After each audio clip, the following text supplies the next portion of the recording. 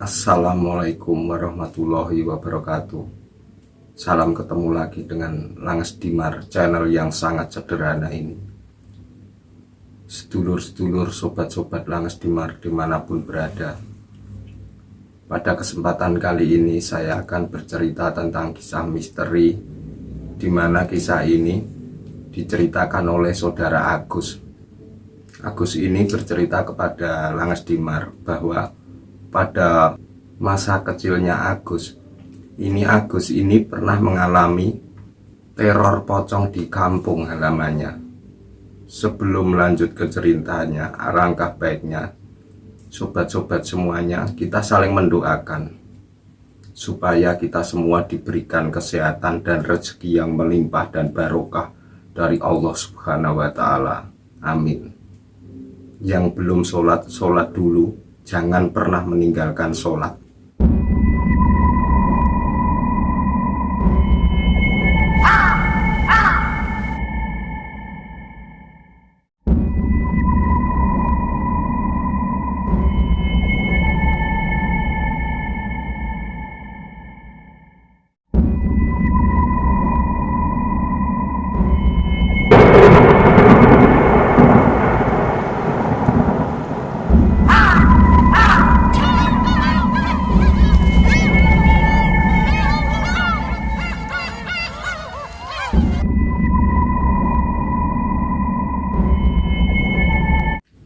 Bismillahirrahmanirrahim.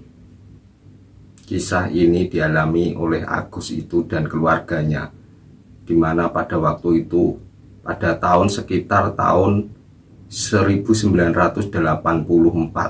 Pada waktu itu Agus ini baru sekitar umur 6 tahun, dimana kejadian itu berada di daerah Sukoharjo, Jawa Tengah. Dan pada waktu itu kedua orang tua Agus ini seorang petani, dan bapaknya Agus waktu itu masih muda, dan bahkan pada waktu itu Agus ini belum punya adik. Orang tuanya Agus ini sebut saja Pak Joko. Pak Joko pada waktu itu mempunyai rumah yang cukup lumayan besar, dan kanan kiri rumah itu ada kebun, dan belakang rumah juga ada kebun. Pada waktu itu, zaman-zaman itu, tanah atau pekarangan warga itu lumayan luas-luas. Dan Pak Joko ini punya tetangga, yang dimana tetangga itu sebelah kiri rumahnya Pak Joko itu bernama Mbah Ngatiman. Sebut saja Mbah Ngatiman. Mbah Ngatiman ini hidup berdua bersama istrinya. Sebenarnya Mbah Ngatiman ini punya 2 orang anak, 1 laki-laki dan 1 perempuan. Yang laki-laki itu sudah berumah tangga dan merantau di Jakarta, dan yang perempuan itu sudah bersuami dan ikut suaminya di Surabaya. Sebut saja anaknya Mbah Ngatiman ini, yang laki-laki Sarji dan yang perempuan sebut saja Sarti. Dan pada waktu itu Pak Joko ini dan istrinya itu hampir setiap hari itu dibuat geram oleh Mbah Ngatiman ini, dimana Mbah Ngatiman ini sudah sepuh, sudah tua, tapi ulahnya itu terkadang membuat jengkel, terutama di keluarganya Pak Joko ini. Dan bahkan tetangga-tetangga Mbah Ngatiman ini tidak ada yang rukun sama Mbah Ngatiman ini, karena Mbah Ngatiman ini yang karakternya itu keras dan tidak pernah berbaur dengan warga. Misal pun ada gotong royong, Mbah Ngatiman ini tidak pernah kelihatan. Dan pada suatu ketika Pak Joko ini dibuat jengkel oleh Mbah Ngatiman ini, karena Mbah Ngatiman dan Pak Joko ini bertetangga, dan di sebelah kiri rumah Pak Joko ini ada kebun milik Pak Joko. Itu berdempetan dengan kebunnya Mbah Ngatiman ini. Tetapi Mbah Ngatiman itu kalau membuat pagar itu digeser ke dalam kebunnya Pak Joko ini, dimana pada waktu itu kalau di desa itu membuat pagar pekarangan itu dari tanaman. Dari tanaman itulah dan nantinya akan dijadikan pagar. Lambat laun tanahnya Pak Joko ini berkurang 1 meter karena sedikit demi sedikit itu ditanami Mbah Ngatiman untuk dibuat pagar itu. Dan Pak Joko pun minta penjelasan kepada Mbah Ngatiman, dan Mbah Ngatiman ini tidak terima karena Pak Joko ini tipenya orangnya itu tidak suka bertengkar. Akhirnya Pak Joko ini mengalah dan diam. Dan pada waktu itu setiap anak-anak itu pulang sekolah, termasuk Agus ini, karena Agus ini umurnya baru 6 tahun menginjak ke 7 tahun. Sepantaran Agus ini kalau sepulang sekolah itu bermain kelereng, dimana teman-temannya Agus ini banyak, tetangga-tetangganya yang sepantaran dengan Agus ini bermain kelereng di depan rumahnya Agus. Kebetulan di depan rumahnya Agus pada waktu itu ada pohon nangka yang cukup lumayan besar dan pohon rambutan. Di waktu Agus dan teman-temannya bermain kelereng itu, namanya anak-anak itu pasti berteriak-teriak. Entah kenapa pada waktu itu Mbah Ngatiman ini tiba-tiba mendatangi permainan kelereng Agus dan teman-temannya ini, melempari Agus dan teman-temannya ini kotoran kambing. Dan sontak saja anak-anak itu yang bermain kelereng itu pada bubar dan bilang sama orang tuanya masing-masing, kalau habis dilempari kotoran kambing oleh Mbah Ngatiman. Termasuk Agus ini juga bilang kepada Pak Joko. Sekitar jam 9 malam, istrinya Mbah Ngatiman ini berteriak minta tolong kepada warga. Hampir semua warga di sekitar rumah Mbah Ngatiman ini mendengarkan teriakan dari istrinya Mbah Ngatiman ini. Karena yang berdekatan dengan rumahnya Mbah Ngatiman ini adalah Pak Joko. Pak Joko pun akhirnya pergi ke rumahnya Mbah Ngatiman. Sesampainya di rumah Mbah Ngatiman, ternyata istrinya Mbah Ngatiman ini bilang kepada Pak Joko kalau Mbah Ngatiman ini meninggal. Sontak saja Pak Joko ini mengabari warga sekitar. Akan tetapi warga sekitar ini tidak ada yang mau mendekat. Setelah kerabatnya Mbah Ngatiman berdatangan, dan kerabatnya Mbah Ngatiman ini juga mengabari 2 orang anaknya Mbah Ngatiman yang berada di Jakarta dan di Surabaya. Singkat cerita, di siang harinya, waktu Mbah Ngatiman ini mau dimakamkan, anak-anaknya itu entah kenapa belum juga ada yang datang. Mungkin karena jaraknya yang lumayan jauh.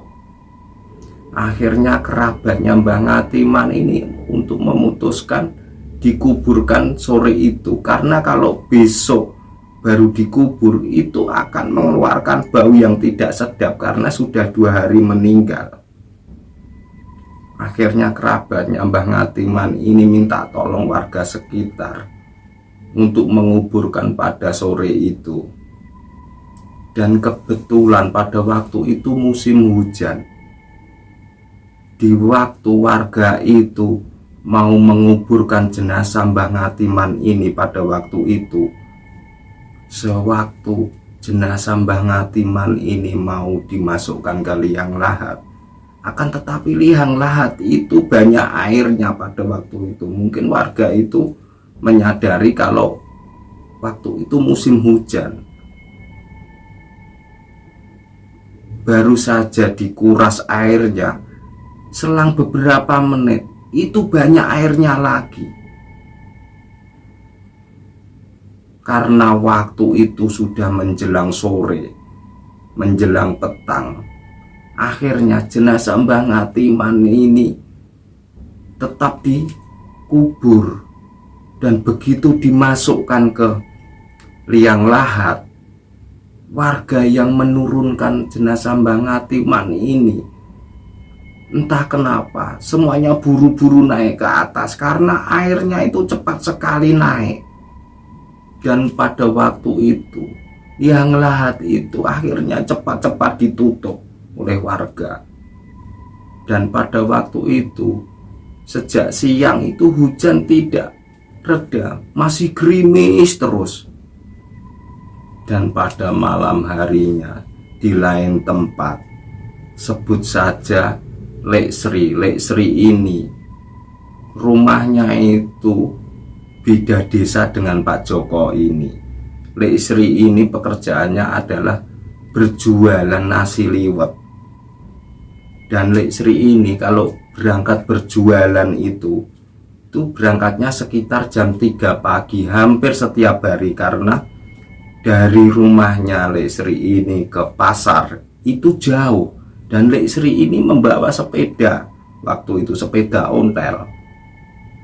Dan sewaktu perjalanan dari rumah sampai ke pasar itu biasanya setiap pagi itu biasanya banyak yang menghadang di pinggir jalan beli nasi liwet itu. Tapi pada waktu itu cuma menggunakan daun pisang, orang Jawa bilang itu pincuk. Setelah melayani dan orangnya membayar, Lek Sri ini langsung bergegas melanjutkan perjalanan. Itu hampir setiap hari dijalani Lek Sri berjualan nasi liwet. Dan pada malam ketiganya kematian Mbah Ngatiman ini, dan seperti biasa Lek Sri ini pasti melewati jalan depan makam, yang dimana makam tersebut adalah tempat kemarin menguburkan Mbah Ngatiman ini. Karena depan makam itu jalan umum, dan di depan makam seberang jalan itu persawahan luas. Dan seperti biasa, sebelum masuk ke pemakaman itu, area makam itu, di pinggir gapura itu ada bangunan kecil yang biasa untuk duduk-duduk atau pagar pembatas kanan kiri. Kalau orang Jawa bilang itu bu. Sewaktu Lek Sri ini melewati depan makam tersebut, Lek Sri ini telinganya seperti ada yang memanggil. Dan memanggilnya itu bilang, "Tumbas." Dan Lek Sri pun segera turun dari sepedanya. Begitu turun, ternyata di buk tersebut itu ada orang yang sedang duduk di situ. Dan Lek Sri ini tidak berpikiran apa-apa karena sudah terbiasa hampir setiap hari melewati depan makam tersebut. Dan di waktu Lek Sri ini mempersiapkan apa yang mau dibeli orang tersebut, nasi liwet tersebut, Lek Sri ini sepertinya mencium bau busuk yang sangat menyengat. Selesai mengambilkan nasi liwet ini, Lek Sri ini segera membalikkan badan dan memberikan nasi liwet kepada orang tersebut. Begitu Lek Sri ini membalikkan badan, ternyata yang duduk-duduk itu adalah pocong. Dan Lek Sri ini terkejut. Dan Lek Sri ini ketakutan. Dan Lek Sri ini melihat dengan jelas pocong tersebut wajahnya hancur dan mengeluarkan bau busuk yang teramat sangat.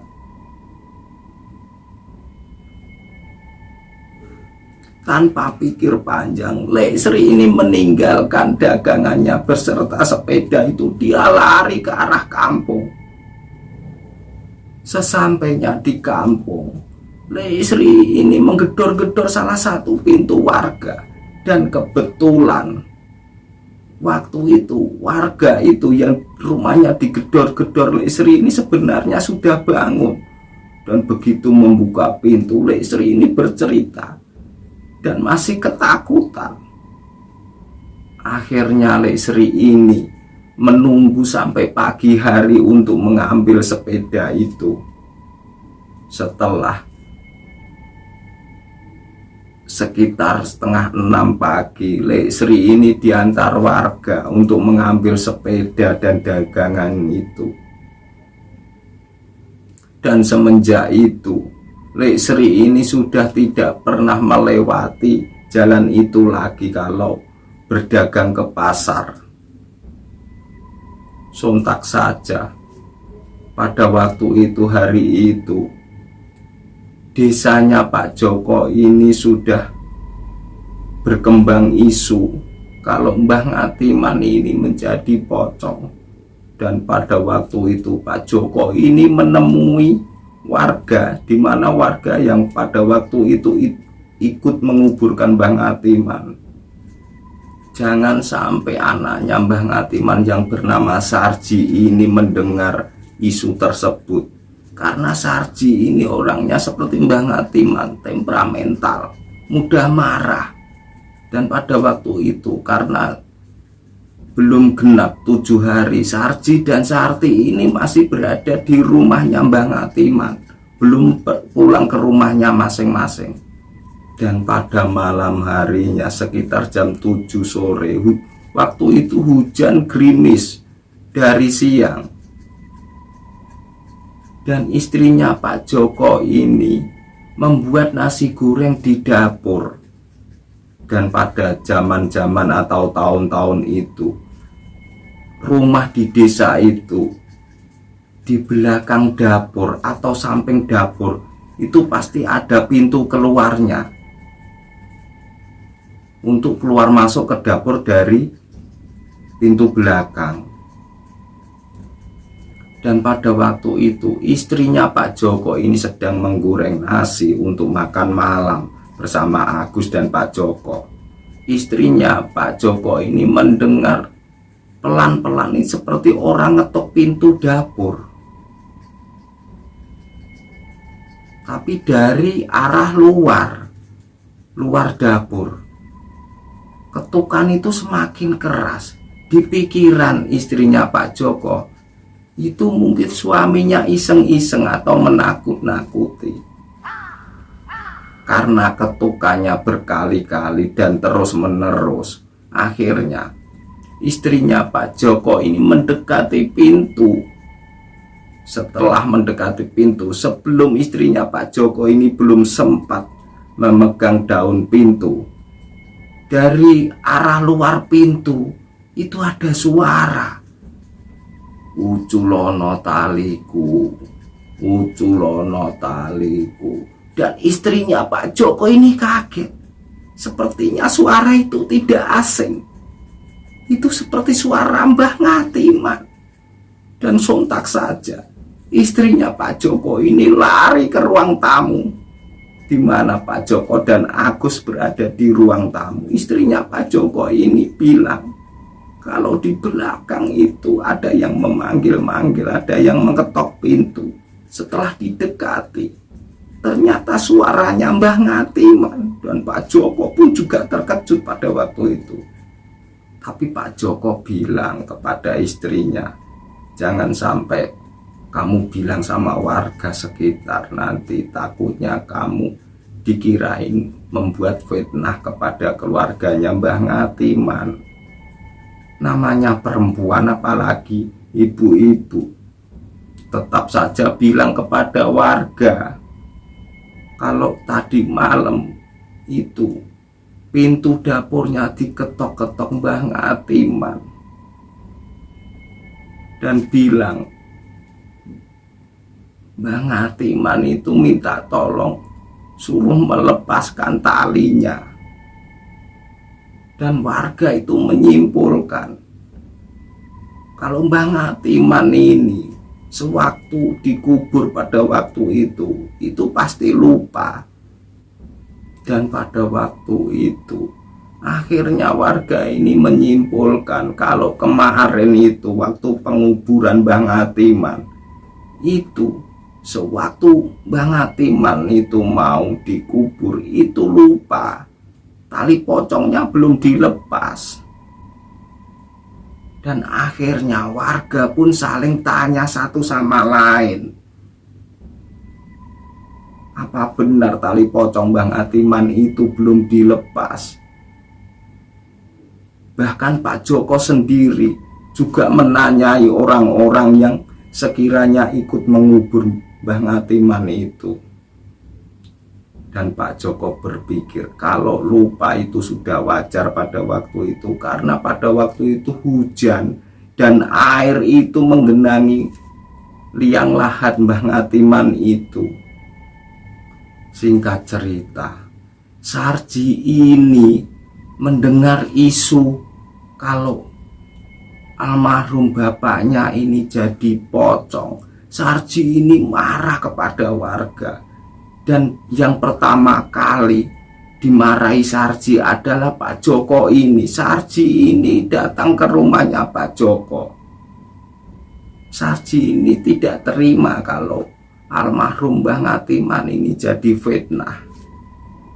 Setelah menjelang 7 hari kematian Mbah Ngatiman, pada sore itu di rumahnya Mbah Ngatiman ini diadakan kenduri dan selamatan 7 harinya Mbah Ngatiman.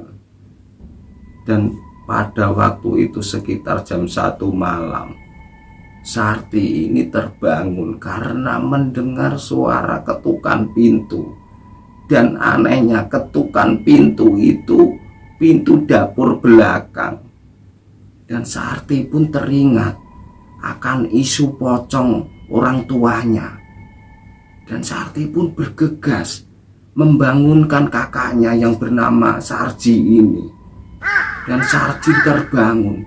Begitu terbangun, Sarji ini mendengarkan suara ketukan pintu, tapi dari depan rumah. Begitu Sarji ini membuka pintu, Sarji ini tidak menemukan apa-apa di luar rumah. Begitu Sarji ini mau menutup pintu lagi, Sarji ini melihat di halaman yang lumayan gelap pada waktu itu samar-samar, seperti berbentuk pocong. Dan pada waktu itu Sarji ini mencium bau busuk yang teramat sangat. Pocong itu meloncat dengan pelan-pelan mendekati Sarji. Begitu pocong itu mendekat, Sarji ini kaget. Ternyata benar juga, pocong tersebut adalah bapaknya yang wajahnya sudah hancur, membusuk. Dan pocong tersebut mengeluarkan suara, "Uculono taliku, uculono taliku." Sarji ini tidak bisa bicara apa-apa. Dan segera saja Sarji ini langsung menutup pintu dan menguncinya. Setelah pagi harinya, Sarti ini bilang kepada kakaknya Sarji ini, supaya Sarji ini minta maaf kepada seluruh warga, terutama kepada Pak Joko yang rumahnya di sebelah rumah, tetangga yang paling dekat Pak Joko itu, supaya memaafkan sikap dan perbuatan orang tuanya waktu masih hidup. Sarji ini tidak mau. Bahkan Sarji ini marah-marah kepada Sarti. Akhirnya Sarti itu sendiri yang meminta maaf kepada warga sekitar, terutama Pak Joko. Dan Pak Joko pun sebenarnya sudah memaafkan semua perbuatan Mbah Ngatiman ini. Dan akhirnya pada waktu itu warga sekitar atau daerah sekitar itu menyebut makam di kampungnya Pak Joko ini adalah makam Congculi, di mana Congculi itu artinya pocong yang minta dilepas talinya, uculi talinya. Mungkin kisah masa kecilnya Agus ini bisa kita ambil hikmahnya bersama-sama, ambil sisi positifnya, buang jauh-jauh sisi negatifnya. Mohon maaf bila ada salah-salah kata. Wassalamualaikum warahmatullahi wabarakatuh.